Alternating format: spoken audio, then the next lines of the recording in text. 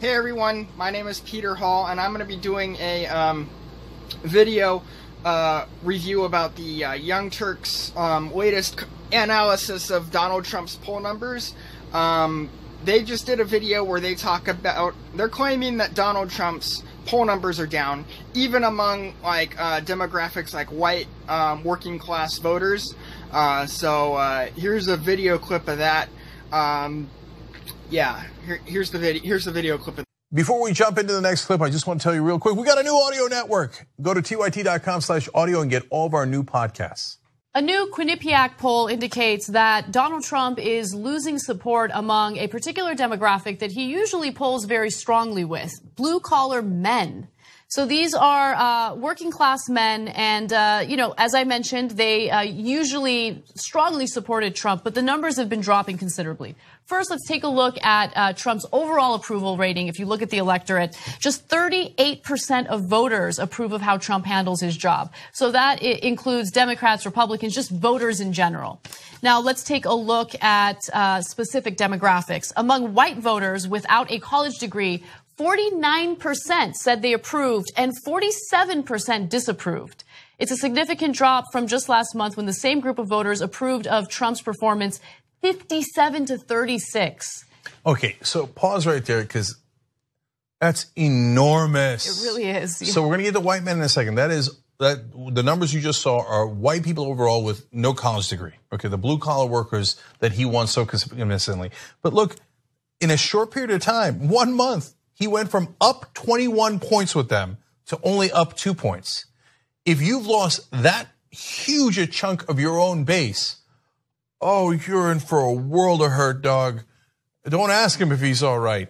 That is a monumental collapse in his ratings. Yes. 38% is always terrible. People think that there's magic because he won the election. No, he was just up against someone even more unpopular. They were the first two people to ever run for office, for president, that were underwater, that were less popular than popular. So even Mitt Romney, even unpopular candidates before had higher favorability ratings than unfavorable. So it's just that he ran against Hillary Clinton, who people could not stand.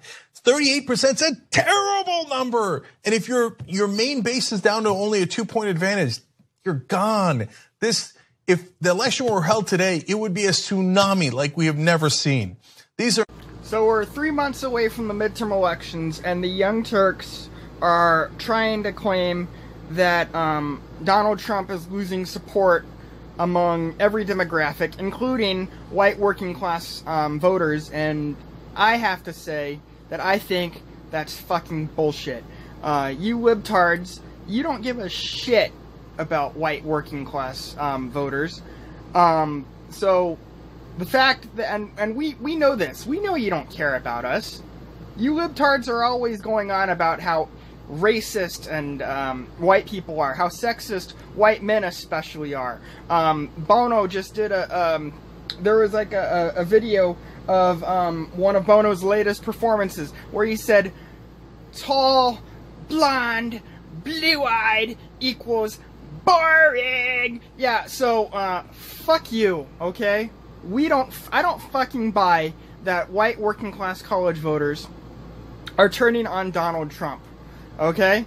And if you guys need a reminder of what happened the last time you guys tried doing predictions, then I've got this compilation video of all the major media news outlets saying that Donald Trump had no chance of winning during the 2016 election, and then he wins. So here's the video compilation of that.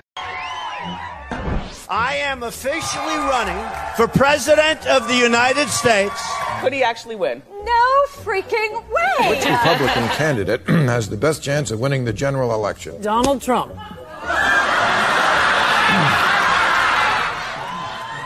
There's not going to be a President Donald Trump. Trump will not be president. Trump will never be elected president of the United States. You're not going to be president. A man who will never be president of the United States. Donald Trump is not going to be president of the United States.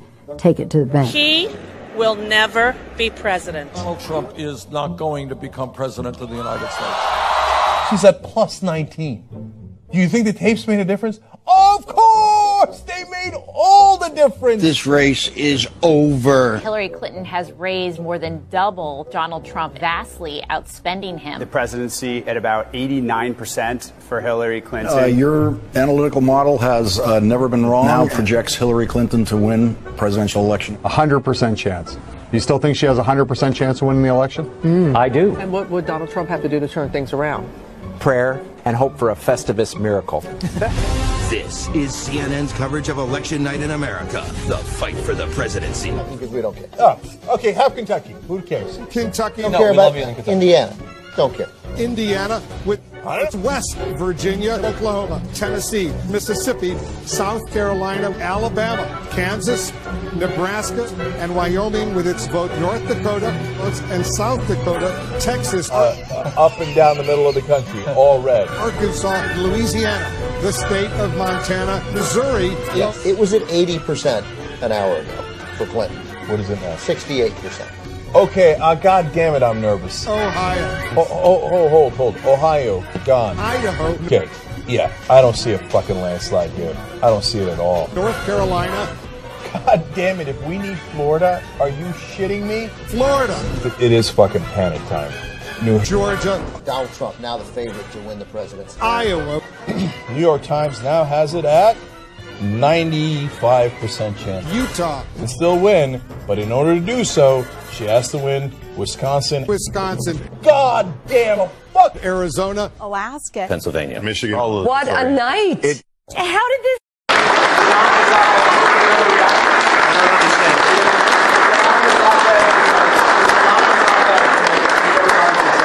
I am part of the resistance inside the Trump administration. Hey, I asked the sheriffs, can you imagine this? We have somebody in what I call the failing New York Times that's talking about he's part of the resistance within the Trump administration. This is what we have to deal with. And, you know, the dishonest media, because you people deal with it as well as I do. But it's really a disgrace. I will say this. Nobody has done what this administration's done in terms of getting things passed and getting things through. An article was just printed, just came out a few minutes ago.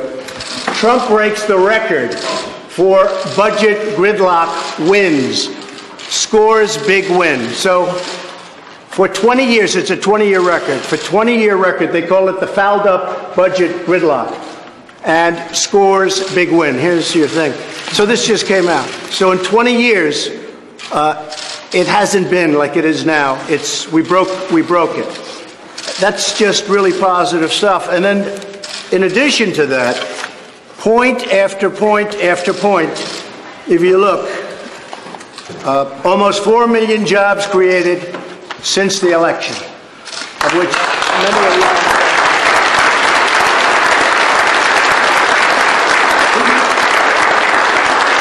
More Americans now employed than ever recorded in our history. So we have more people working today than at any point ever in our history.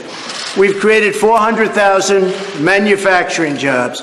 Manufacturing jobs are growing at the fastest pace in more than 30 years. Economic growth last quarter was 4.2%. And as you people know, it was headed down big. And it was a low number, very low number. It would have been, in my opinion, it would have been less than zero. It was heading to negative numbers. New employment claims recently hit think of that. The unemployment picture in the country is the best it's been in 49 years. African American unemployment lowest in the history of our country. Asian American unemployment lowest in the history of our country. Hispanic American unemployment lowest in the history of our country. I mean, I'm just looking at these, just point after point. Under my administration, veterans' unemployment reached its lowest in many, many years. Let's see, almost 3.9 million Americans have been lifted off food stamps just since my election. Then you go into all of the benefits that we got from the tax cuts. All of you people benefited tremendously from the tax cuts. Thank you, sir. You go into regulation cuts. You go into right to try. Right to try is where you have the right, if a person's terminally ill, you have a right to go and try and see whether or not a drug that's not approved yet can be used and utilized. They didn't allow that. Point after point, getting rid of the individual mandate, the most unpopular thing there is in Obamacare, coming up with new health care plans. We've never had a period, even if you look at the Olympics, the World Cup, you just saw them, they were in my office, got the World Cup. Nobody has, and we have started the wall. Nobody has ever done in less than a 2-year period what we've done. So when you tell me about some anonymous source within the administration, probably who's failing and probably here for all the wrong reasons, no. And the New York Times is failing. If I weren't here, I believe the New York Times probably wouldn't even exist. And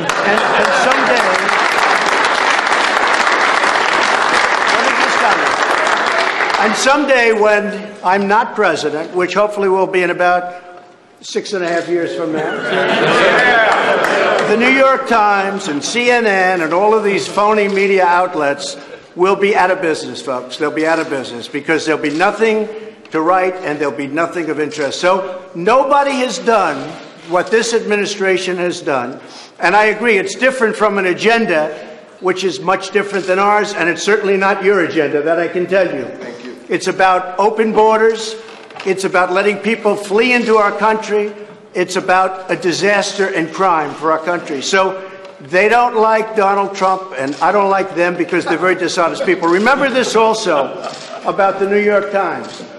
When I won, they were forced to apologize to their subscribers. They wrote a letter of apology. It was the first time anybody's ever done it because they covered the election incorrectly. So if the failing New York Times has an anonymous editorial, can you believe it? Anonymous, meaning gutless, a gutless editorial. We're doing a great job. The poll numbers are through the roof. Our poll numbers are great. And guess what? Nobody is going to come close to beating me in 2020 because of what we've done. We've done more than anybody ever thought possible in, it's not even 2 years. So thank you very much. Appreciate it.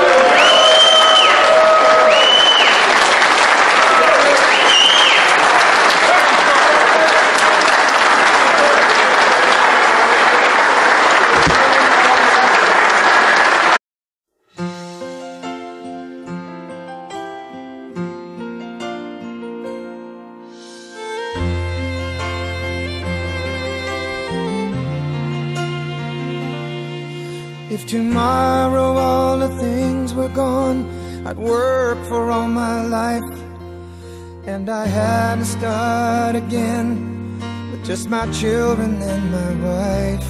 I'd thank my lucky stars to be living here today, 'cause the flag still stands for freedom, and they can't take that away.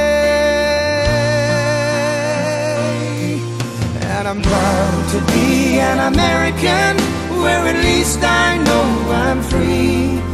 And I won't forget the men who died, who gave that right to me. And I gladly stand up next to you and defend her still today, 'cause there ain't no doubt I love this land. God bless the USA.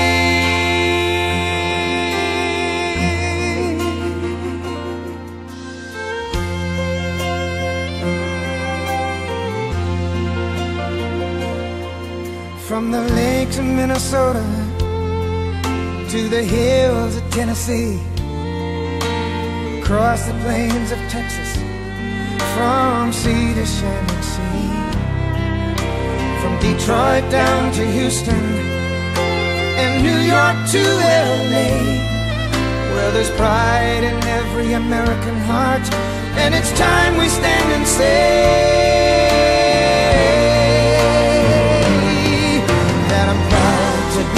an American, where at least I know I'm free.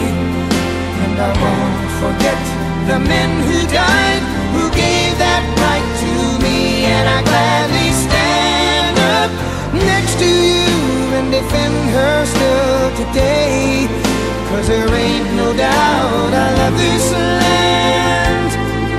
God bless the USA. say